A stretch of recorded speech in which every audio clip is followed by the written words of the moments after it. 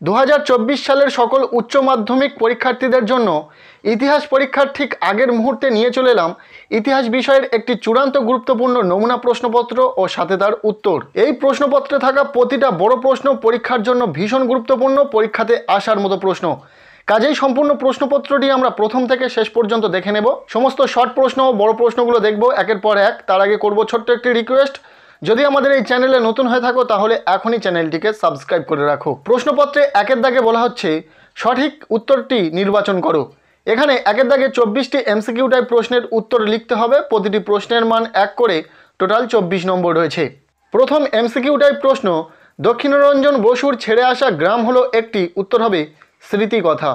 দ্বিতীয় প্রশ্ন, আমি নেতাজিকে দেখেছি গ্রন্থটির রচয়িতা হলেন, উত্তর হবে নারায়ণ সান্যাল। এরপর তৃতীয় প্রশ্ন, পর্তুগিজরা ব্ল্যাক গোল্ড বলতো, উত্তর হবে গোলমরিচকে। নেক্সট প্রশ্ন, নতুন বিশ্ব শব্দটি প্রথম ব্যবহার করেন, উত্তর হবে আমেরিগো ভেসপুচি। নেক্সট প্রশ্ন, বাংলায় দ্বৈত শাসন ব্যবস্থার অবসান ঘটান, উত্তর হবে ওয়ারেন হেস্টিংস। গ্যারান্টি ব্যবস্থা যুক্ত ছিল, উত্তর হবে রেলপথ প্রসারের সাথে। পরের প্রশ্ন, ভারতের সর্বপ্রথম রেলপথ স্থাপিত হয়, উত্তর হবে মহারাষ্ট্রে। দক্ষিণী বিদ্যাসাগর কাকে বলা হতো, উত্তর হবে বিরসালিঙ্গম পান্তুলু। মেকলে মিনিট ঘোষিত হয়, উত্তর হবে 1835 খ্রিস্টাব্দে। পরের প্রশ্ন, বর্তমান ভারত গ্রন্থটি রচনা করেন, উত্তর হবে বিবেকানন্দ। নেক্সট, তত্ত্ববোধনী পত্রিকা প্রকাশ করেন, উত্তর হবে দেবেন্দ্রনাথ ঠাকুর। মুসলিম লীগের কোন অধিবেশনে পৃথক পাকিস্তানের দাবি তোলা হয়, সেটি হলো, উত্তর হবে লাহোর। পুনা চুক্তি স্বাক্ষরিত হয়েছিল কত খ্রিস্টাব্দে, 1932 খ্রিস্টাব্দে। নেক্সট, আজাদ হিন্দ সরকার প্রতিষ্ঠিত হয়েছিল, উত্তর হবে সিঙ্গাপুরে। দিয়েন বিয়েন ফুর যুদ্ধে জয়ী হয়েছিল, উত্তর হবে ভিয়েতনাম। উদীয়মান সূর্যের দেশ হিসাবে পরিচিত ছিল, উত্তর হবে জাপান। নেক্সট প্রশ্ন, ইয়াল্টা সম্মেলন হয়েছিল, উত্তর হবে 1945 খ্রিস্টাব্দে। পরবর্তী প্রশ্ন, ত্রিপুরী কংগ্রেসে সুভাষচন্দ্র বসুর প্রতিদ্বন্দ্বী ছিলেন, উত্তর হবে পট্রভি সীতারামাইয়া। এরপর 1 পয়েন্ট 19 দাগের প্রশ্ন, পেরেস্তোইকার প্রবর্তক ছিলেন, উত্তর হবে মিখাইল গর্বাচেভ। কিউবার রাষ্ট্রপতি ছিলেন, উত্তর হবে ফিদেল কাস্তো। পরবর্তী প্রশ্ন, সার্কের প্রথম শীর্ষ সম্মেলন অনুষ্ঠিত হয়, উত্তর হবে ঢাকায়। ভারতে কেন্দ্রীয় আইনসভার নিম্নকক্ষটি হল, উত্তর হবে লোকসভা। নেক্সট, জোট নিরপেক্ষ আন্দোলনের প্রধান প্রবক্তা ছিলেন, উত্তর হবে জওহরলাল নেহেরু। এরপর এমসিকিউ টাইপ শেষ প্রশ্ন, প্যাট্রিক লুমাম্বা কোন দেশের প্রধানমন্ত্রী ছিলেন, উত্তর হবে কঙ্গো। এই ছিল একের দাগ থেকে 24টি এমসিকিউ টাইপ প্রশ্ন। এরপর আমরা দেখে নেব 2 দাগ, যেখানে বলা হচ্ছে নিম্নলিখিত প্রশ্নগুলির সংক্ষেপে উত্তর দাও, বিকল্প প্রশ্নগুলি লক্ষণীয়। অর্থাৎ এখানে 16টি এসকিউ টাইপ প্রশ্নের উত্তর লিখতে হবে। প্রতিটি প্রশ্নের মান 1 করে, টোটাল 16 নম্বর রয়েছে। 2.1 দাগের প্রশ্ন, অব উপনিবেশীকরণ বলতে কি বোঝায়।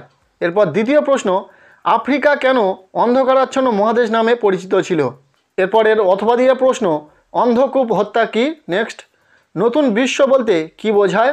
এরপর 2.4 দাগের প্রশ্ন, অবশিল্পায়ন বলতে কি বোঝায়।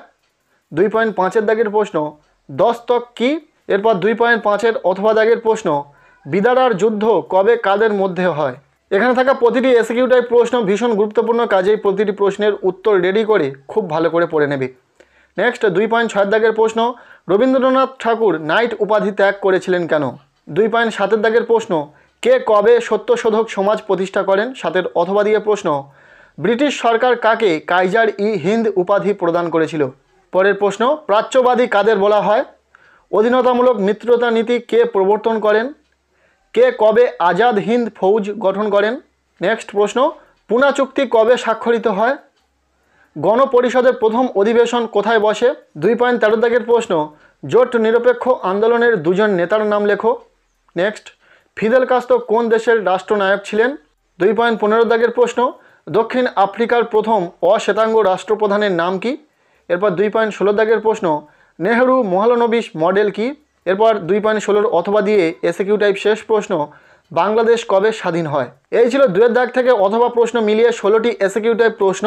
এরপর আমরা দেখে নেব প্রশ্নপত্রে 3 দাগ, যেখানে বলা হচ্ছে যে কোনো 5টি প্রশ্নের উত্তর দাও। প্রতিটি বিভাগ থেকে ন্যূনতম 2টি প্রশ্নের উত্তর আবশ্যক। অর্থাৎ এই 3 দাগেই রয়েছে বড় প্রশ্ন। এখানে 2টি বিভাগ রয়েছে, বিভাগ ক এবং বিভাগ খ। ক বিভাগে প্রায় 4 থেকে 5টি প্রশ্ন থাকবে এবং খ বিভাগেও তাই প্রায় 4 থেকে 5টি প্রশ্ন থাকবে। তোমাদেরকে প্রতিটি বিভাগ থেকে দুটি দুটি করে প্রশ্ন অবশ্যই লিখতে হবে এবং আরও একটি প্রশ্ন যে কোনো বিভাগ থেকে তুমি লিখতে পারবে। টোটাল 5টি প্রশ্নের উত্তর লিখতে হবে। প্রতিটি প্রশ্নের মান 8 করে, টোটাল 40 নম্বর রয়েছে। সো বিভাগ ক থেকে প্রথম গুরুত্বপূর্ণ প্রশ্ন, জাদুঘর বলতে কি বোঝো? অতীত পুনর্গঠনে জাদুঘরের ভূমিকা আলোচনা করো। এই প্রশ্নটা ভীষণ গুরুত্বপূর্ণ, কাজেই খুব ভালো করে পড়বে। এরপর দ্বিতীয় প্রশ্ন, উপনিবেশবাদ ও সাম্রাজ্যবাদ বিষয়ে হবসন লেনিনের তত্ত্ব আলোচনা করো। অত্যন্ত গুরুত্বপূর্ণ প্রশ্ন, খুব ভালো করে পড়বে। পরের প্রশ্ন, ভারতের অবশিল্পায়নের কারণগুলি কী ছিল? ভারতীয় অর্থনীতির ওপর এর প্রভাব আলোচনা করো। ভীষণ গুরুত্বপূর্ণ প্রশ্ন। এখানে থাকা প্রতিটি বড় প্রশ্ন কিন্তু ভীষণ গুরুত্বপূর্ণ, খুব ভালো করে পড়বে। এরপর 3-এর অথবা দিয়ে প্রশ্ন, ভারতের রেলপথ প্রবর্তনের উদ্দেশ্য ও প্রভাব আলোচনা করো। এই প্রশ্নটিও খুব ভালো করে পড়বে। নেক্সট 4 নম্বর প্রশ্ন, চীনের 4th মে আন্দোলনের কারণগুলি বিশ্লেষণ করো। এই আন্দোলনের গুরুত্ব কী ছিল? 2024 সালের পরীক্ষার জন্য ভীষণ গুরুত্বপূর্ণ প্রশ্ন। নেক্সট 4-এর অথবা দিয়ে যে প্রশ্নটি রয়েছে, একজন সমাজ সংস্কারক হিসাবে ঈশ্বরচন্দ্র বিদ্যাসাগরের অবদান মূল্যায়ন করো। বিভাগ ক থেকে এই কটি প্রশ্ন খুব ভালো করে পড়ে যাও। এখান থেকে প্রশ্ন পরীক্ষাতে কমন আসার সম্ভাবনা খুব বেশি রয়েছে। এরপর আমরা দেখে নেব বিভাগ খ। বিভাগ খ থেকে যে গুরুত্বপূর্ণ প্রশ্নগুলো রয়েছে, প্রথম অর্থাৎ 5 নম্বর প্রশ্ন, 1935 খ্রিস্টাব্দের ভারত শাসন আইনের প্রেক্ষাপট ও শর্তাবলী আলোচনা করো। এই আইনের গুরুত্ব কী ছিল? ভীষণ গুরুত্বপূর্ণ প্রশ্ন। নেক্সট প্রশ্ন, 1942 খ্রিস্টাব্দের ভারত ছাড়ো আন্দোলন সম্পর্কে একটি নিবন্ধ লেখো। পরপর এই দুটি প্রশ্ন যদি তোমার খুব ভালো করে পড়া থাকে, আশা রাখবো এখান থেকে একটি প্রশ্ন পরীক্ষাতে কমন আসার সম্ভাবনা খুব বেশি রয়েছে।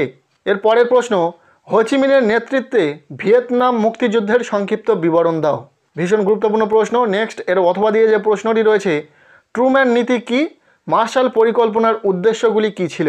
এরপর 8 নম্বর প্রশ্ন, স্বাধীনতার পরবর্তীকালে ভারতের প্রথম 3টি পঞ্চবার্ষিকী পরিকল্পনার লক্ষ্য ও গুরুত্ব আলোচনা করো। এর অথবা দিয়ে যে প্রশ্নটি রয়েছে, সার্ক কিভাবে গঠিত হয়েছিল? সার্কের উদ্দেশ্যগুলি কী ছিল? সো এই প্রশ্নপত্রে থাকা প্রতিটা বড় প্রশ্ন ভীষণ গুরুত্বপূর্ণ, খুব ভালো করে প্রতিটি প্রশ্ন পড়ে নেবে। পরীক্ষাতে এখান থেকে প্রশ্ন কমন আসার সম্ভাবনা খুব বেশি রয়েছে। সো ভিডিওটি এতটুকুই। ভিডিওটি কেমন লাগলো অবশ্যই কমেন্টের মাধ্যমে জানাও। আর ইতিহাস বিষয়ের ফাইনাল সাজেশন ভিডিও চ্যানেলে দেওয়া হয়েছে, অবশ্যই চ্যানেলে ভিজিট করে সেই ভিডিওটি দেখে নাও। আর আজকের এই ভিডিওটি কেমন লাগলো অবশ্যই কমেন্টের মাধ্যমে জানাতে ভুলো না। ভিডিওটি ভালো লেগে থাকলে লাইক করো। আমাদের এই চ্যানেলে নতুন হয়ে থাকলে অবশ্যই চ্যানেলটিকে সাবস্ক্রাইব করে রাখো। প্রত্যেকের ইতিহাস পরীক্ষা খুব ভালো হোক, সবার জন্য শুভকামনা রইল।